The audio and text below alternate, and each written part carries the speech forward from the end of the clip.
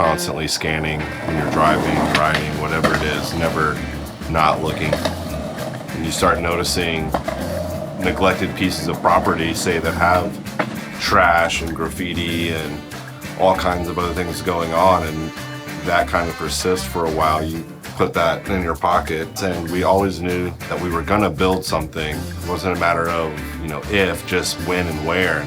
It wasn't until, we noticed that one little 2-bag pour that someone did up against that wall that our interest was piqued, and we thought that could maybe work. You could literally say this was somewhat of the inspiration, at least for kind of picking the spot. Because before the fence, you've got the warehouse covered in graffiti, this all covered in graffiti. Known about that spot for a while, but I think Dakota was really the one who had the idea to hide a little prop back there, because nobody would see it. I think that was the main focus. If we build something behind this little wall, then no one will know it's there, and maybe we'll be able to skate it a little bit longer. But it really came together because Box 13 Art Space, which was also in the neighborhood, they were taking proposals for the next year's art shows. Then we started just brainstorming and putting things down. If you've got these art people now looking at it and you're presenting it as something more than just skateboarding, that's the way it's going to be looked at. And so we were kind of pushed to make sure that we did everything as proper as we could within our abilities at the time. These people are making their art, essentially. Say street spots or skate parks, those already exist and you're limited. But what if you get to start from scratch? We're making the canvas and then we're all painting it. We tried to expand on that as best as we could to bring something a little bit more artistic to the scene, but then also show we're not just like shithead kids, and we can use this outlet in a little bit more of an artistically expressive way.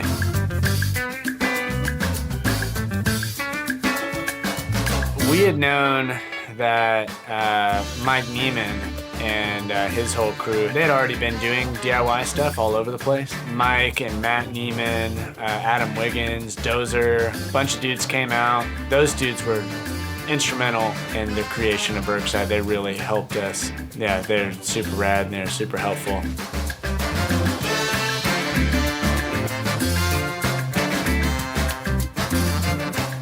The Burg was the DIY aspect of it.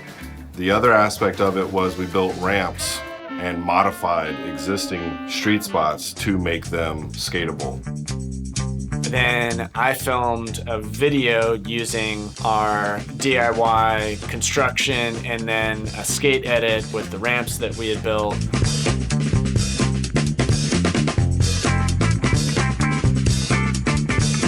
We got our friend Will Widner to come in and take a bunch of photos of the whole process, us building, us skating, using these real colorful ramps that we made for the project also. So there's photography, cinematography, there's hands-on DIY, skate park building. We had kind of a display in the corner, I guess you'd call it like a diorama. Started out with grains of sand, went into stacked bricks, into a quarter pipe, and then exploded into all the materials and tools needed. It was very well received. The gallery had said that it was the biggest turnout they had had. And I want to say that's just because skaters show up. That's just what we do, especially if you say free beer. There was still a large amount of non-skateboarding people that were there to see this because they were so intrigued. Because again, they had never put any more thought into skateboarding. They're not looking at skaters and going wow, that guy's really doing something. They don't think like that, and that's what we wanted to show them, and I think we accomplished that for sure. We may already feel that it's artistically expressive. I don't expect that most people outside of the skate community to really even be paying attention. Because we know what we're doing.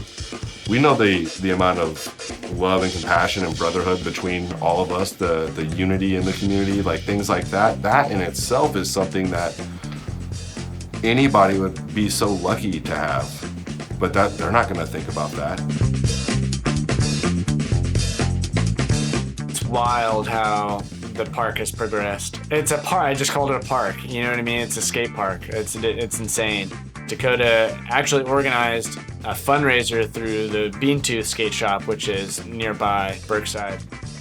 They did a little build where there's the train track, coping, a spine, and the other quarter pipe on the side of it. And we hear from people in the community that have ideas of things they want to do there. And really all it is getting the money and the muscle together and just getting out there and doing it. But things just get like sprinkled in here and there. And I think doing it that way has allowed for us to stay under the radar a little bit. If we start building really big props there, like a big ass quarter pipe, stuff that's really noticeable, I don't know, maybe we would get a little bit different of a response. But yeah, when they started with the fence, we didn't know it was Amazon right away. We just saw a fence. I just accepted it, you know? I was just like, what am I gonna do? What am I gonna do about this? I can't do anything. They're fencing it off. Like, what can I do? What, send an email to someone? So I just put the word out and just kind of told everybody, like, they're actively fencing it off right now. Get there while you can and enjoy it. It's been fun. Thanks, everybody. Like, that was all I could do. And that Sunday, it was like a huge sesh. There were little kids and babies in strollers and barbecue pits and big speakers. They were like right at the corner. I think he just took the easy way out and was like, I just don't want to deal with that. And so he just fenced around us, which I'm very grateful he did. And it actually ended up being better because now that it's fenced off, we don't have any more cross traffic of non-skating people. There's no more cars doing burnouts back there and getting the cops called. it's a little more hidden actually behind all the fence and the Amazon trucks and everything. It kind of looks more legit now. It's like we're supposed to be there. I would hope that they would see it as an opportunity to have a unique space for skaters in that area.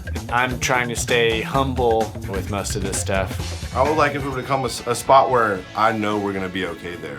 Because as of now, any improvements that I want to make, any additions I want to make, have to be taken with this little grain of salt that, well, it could literally be tomorrow that it gets shut down. That's why I feel like it's really important that everything we build there is super proper. That's why it's really important that everybody tries as much as they can to pack out their trash. That's why it's really important that people stop bringing heavy trash there, because all of that clutter, all of that trash, all of that just over time doesn't look good. But if we can say this spot was always clean, there was never any heavy trash, no one ever burnt a pile of tires there. How can we fight for legitimacy while standing next to a pile of burning tires? You can't do that. That's what people don't understand about DIYs and say going to a spot that like you didn't build. You need to treat it like it's your house, because any little thing could ruin it for everybody. And do you want to be that guy? If and when that time comes, I would like to be able to have a strong case of, no, listen, this is what we've done. This is how long we've been here. This is the positive impact this place has made on the community. It's like a community center, you know? We've got lucky with this little corner and we just want to hold it down, and it's kind of a home away from home.